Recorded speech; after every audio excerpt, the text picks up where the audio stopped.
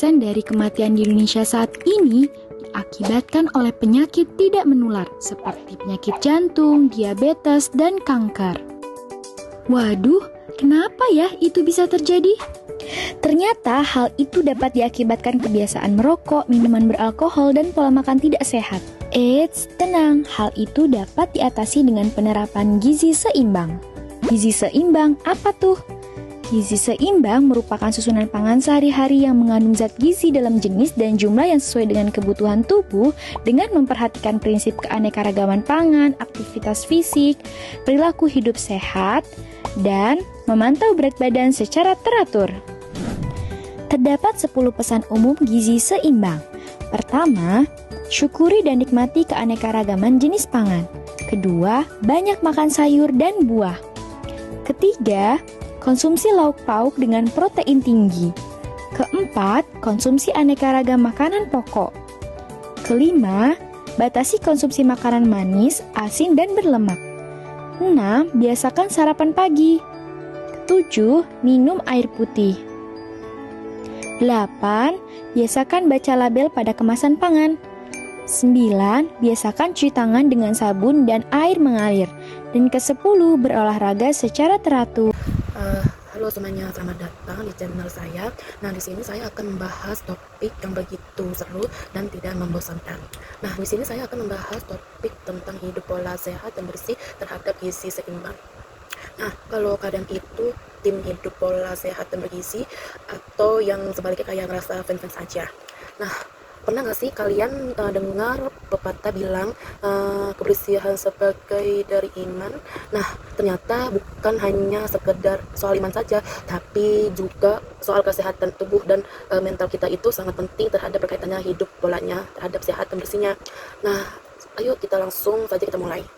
Nah, di sini tuh kebersihan makanan itu, sanitasinya makanan juga mempengaruhi kualitas gizinya, studi simatisnya, atau juga menunjukkan bahwa perilaku higienis makanan diet itu yang tepat memperkuat sistem imun pada tubuh kita.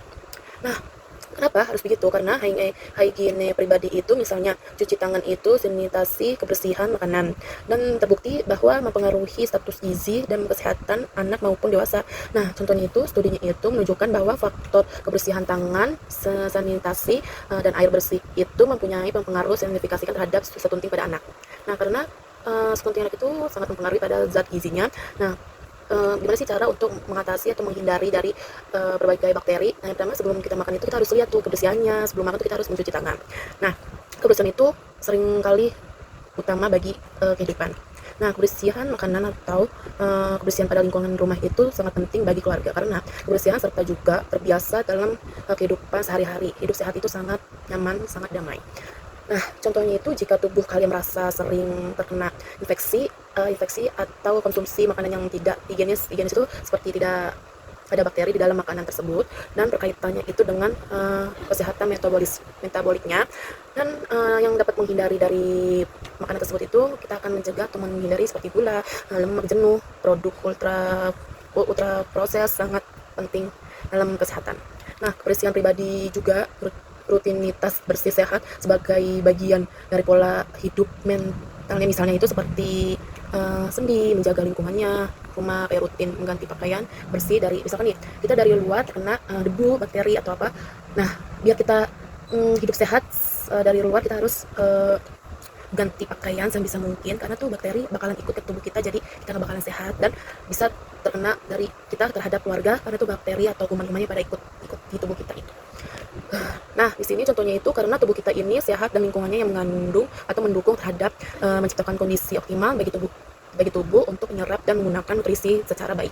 Nah, hubungannya antara pengetahuan gizi seimbang dan status gizi itu ada penelitiannya yang menunjukkan bahwa pengetahuan yang baik memang berhubungan dengan status gizi yang lebih baik.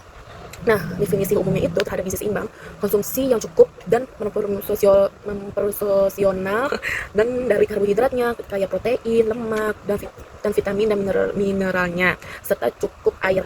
Karena kalau mau hidup sehat itu jangan terlalu banyak kadar gulanya, kayak manis-manis tuh kurangin manis-manis minuman manis seperti apa sih kayak seperti teh botol, teh pucuk itu kadar gulanya itu yang sangat tinggi karena itu tidak termasuk hidup sehat. Kalau bisa minum air dalam sehari itu 2 liter itu lebih bagus, lebih baik karena itu untuk menyerap atau untuk biar tubuh kita jadi sehat bersih itu. Nah, biar cukup dan proporsional atau karbohidratnya. Nah, biar hidup kalian sehat, jangan lupa sebelum makan cuci tangan dengan sabun atau air yang mengalir dan sanitasi jamban dan lingkungan rumah yang terjaga karena itu bakalan bersih, dan pastikan air minumnya tuh bersih dan permukaan yang sering disentuh kayak remote TV atau terutama bila ada anggota keluarga yang sakit, sebelumnya kita akan membersihkannya biar tuh kuman nggak nempel di tubuh.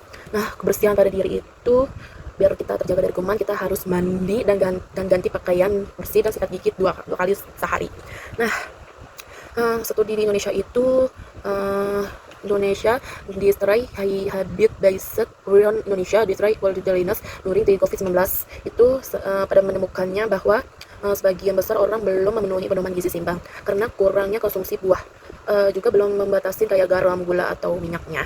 Dan studinya itu bahwa melihat program gizi seimbang itu komunitasnya berdampak positif pada kesehatan umum dan produktivitasnya. Nah, dari literasi ini kita bisa melihat bahwa penerapan nyata terhadap pola hidup gizi seimbang terbukti berdampaknya.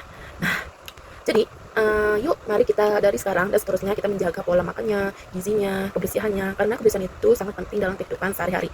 Dan jangan lupa makan, minumnya terjaga, jangan kebanyakan makanan yang kadar gulanya atau minuman manis-manis karena itu tidak bagus untuk sehari-harinya. Lebih bagus makan nasi sedikit, sayurannya lebih banyak lebih bagus, dan minum air sehari 2 liter atau gosok gigi 2 kali sehari. Itu aja dari saya. Wassalamualaikum warahmatullahi wabarakatuh. Dadah.